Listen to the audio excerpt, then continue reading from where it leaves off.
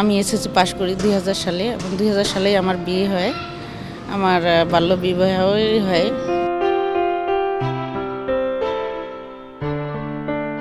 পড়াশোনার প্রবল ইচ্ছে থাকা সত্ত্বেও বাবা মা এবং দারিদ্রতার কারণে 2000 সালে মাত্র 17 বছর বয়সে বিয়ে হয় নীলফামারীর শারমিন আক্তারের। বিবাহিত জীবনের পর স্বামী সামান্য বেতনের গার্মেন্টস কর্মী হওয়ায় সংসারে অভাব অনটন লেগেই থাকত। তবে থেমে থাকেননি শারমিন আক্তার।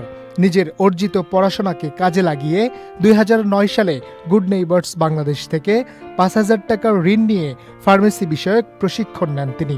এভাবেই কয়েক ধাপে গুড নেইবার্স বাংলাদেশ থেকে প্রায় 1.5 লক্ষ টাকা ঋণ নিয়ে সমবায় সমিতির কার্যক্রম শুরু করে নিজেই গড়ে তুলেছেন একটি সমবায় সমিতি, যেখানে 2053 জন নারীর জন্য গড়ে তুলেছেন কর্মসংস্থান। পাশাপাশি ড্রাগ লাইসেন্স নিয়ে ফার্মেসি ব্যবসা করে নীলফামারীতে ক্রয় করেছেন জমি, গড়ে তুলেছেন একটি বাড়ি, একমাত্র ছেলেকে প্রতিষ্ঠিত করেছেন নৌবাহিনীর মেডিকেল অ্যাসিস্ট্যান্ট হিসেবে। এসব কিছুর জন্য বেগম রোকেয়া দিবসে উপজেলা পর্যায়ে শ্রেষ্ঠ অদম্য নারী হিসেবেও পুরস্কৃত হন শারমিন।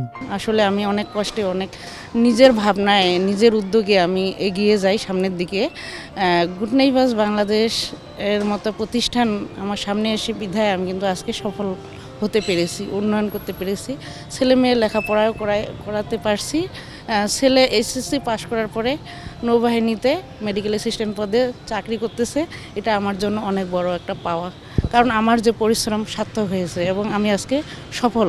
শুধু শারমিন আক্তারই নয়, এমন শারমিনের মতোই আরও 21 জন নারী নেতৃত্বাধীন সমবায় সমিতির বাস্তব জীবনের সাফল্যের গল্প সংকলিত হয়েছে সমবায় সমৃদ্ধি সফলতার গল্পগুচ্ছ একটি বইয়ে। 17 ডিসেম্বর বুধবার রাজধানীর আগারগাঁওয়ে সমবায় ভবনে সমবায়ে সমৃদ্ধ সফলতার গল্পগুচ্ছ বইয়ের মোড়ক উন্মোচন অনুষ্ঠানের আয়োজন করেন গুড নেইবার্স বাংলাদেশ।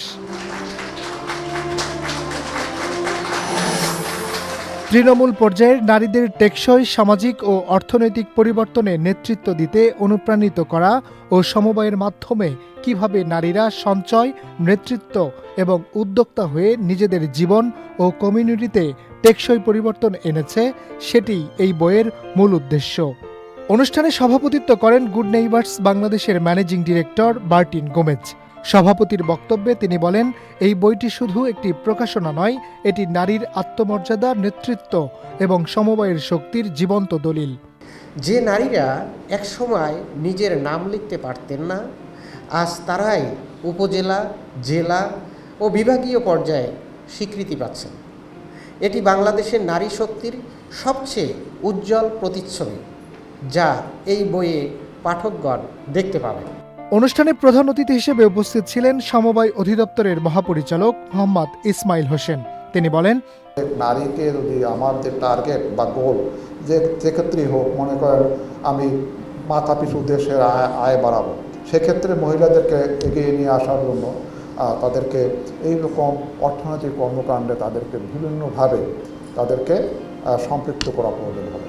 এছাড়াও অনুষ্ঠানে উপস্থিত ছিলেন বইটির সম্পাদক ও জনস্বাস্থ্য বিশেষজ্ঞ doctor Abu Jamil Faisal, Bangladesh health reporters ফোরামের সভাপতি রাশেদ রাব্বি, বিভাগীয় সমবায় কার্যালয়ের যুগ্ম নিবন্ধক মোহাম্মদ কামরুজ্জামান, সমবায় অধিদপ্তরের ঊর্ধ্বতন কর্মকর্তা সহ 80 জন সমবায় সমিতির নারী উদ্যোক্তারা। Harunur Rashid, channel I.